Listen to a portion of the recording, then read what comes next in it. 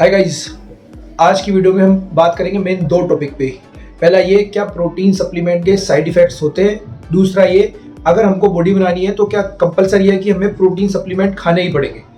तो सबसे पहला हमारा ये हुआ कि क्या प्रोटीन सप्लीमेंट के साइड इफेक्ट है। तो इसके लिए हमें ये समझना पड़ेगा कि जो प्रोटीन सप्लीमेंट है वो बनते कैसे हैं। जो भी प्रोटीन सप्लीमेंट बनते हैं वो डेयरी फॉर्म में तैयार किए जाते हैं। डेयरी फॉर्म में दूध के जो प्रोडक्ट होते हैं, मिल्क के जो प्रोडक्ट होते हैं, उनका प्रोडक्शन किया जाता है।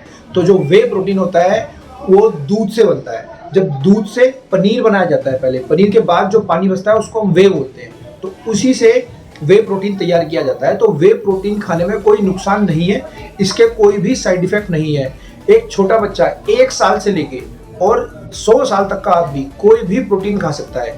ये एक खाने की तरह है, एक मील की तरह है। आपने नोट किया होगा कि जब छोटे बच्चों को, जो इन्फेंट चाइल्ड होते हैं, उनको माँ का दूध नहीं पचता है तो डॉक्टर रिकमेंड करते हैं डब्बे का दूध। उसमें जो डब्बा जो होता है उसके अंदर प्रोटीन होता है और उसी के बेस पे जो बच्चे होते हैं, छोटे बच्चे होते हैं, वो धीरे धीरे ग्रोथ करते हैं और कोई प्रॉब्लम नहीं आती है। तो वो सारे जो सप्लीमेंट हैं जो दूध से बन रहे हैं, जो जिनको हम वे प्रोटीन बोल रहे हैं, वो ओरिजिनल सप्लीमेंट है। अगर आपकी प्रोटीन की रिक्वायरमेंट पूरी नहीं है तो आप उसको खा सकते हैं। उसका ना तो कोई लीवर पे इफेक्ट है, ना उसका कोई किडनी पे इफेक्ट है। बल्कि जो हम दूसरी डाइट खा रहे हैं, जो बाहर का हम खाना खा रहे हैं, फास्ट फूड खा रहे हैं और जो नमक मिर्च मसाले खा रहे हैं, उनसे बेटर है कि हम वे प्रोटीन खाएं। आप चाहे जिम जाओ या ना जाओ, आप वे प्रोटीन खा सकते हो और इसका कोई साइड इफेक्ट नहीं है।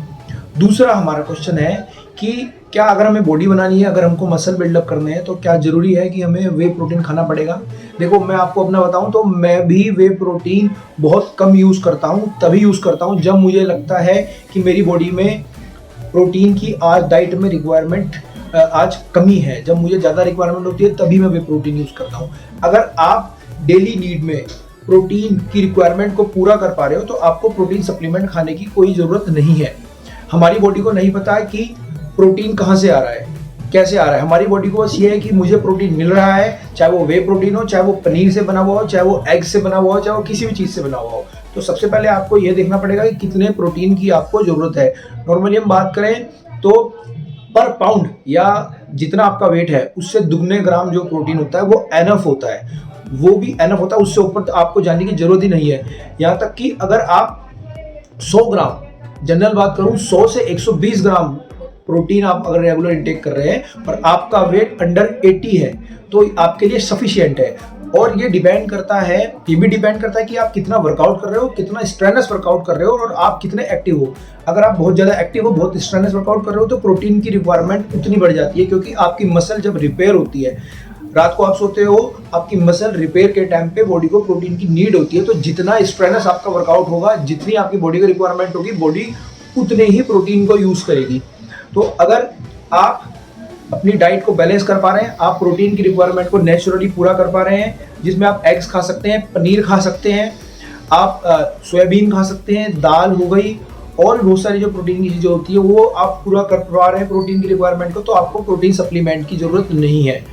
और अगर आप चाहते हैं कि मैं प्रोटीन की रिक्वायरमेंट को जो पूरी नहीं हो पा रही उसको पूरा करें, तो आप प्रोटीन यूज़ कर सकते हो।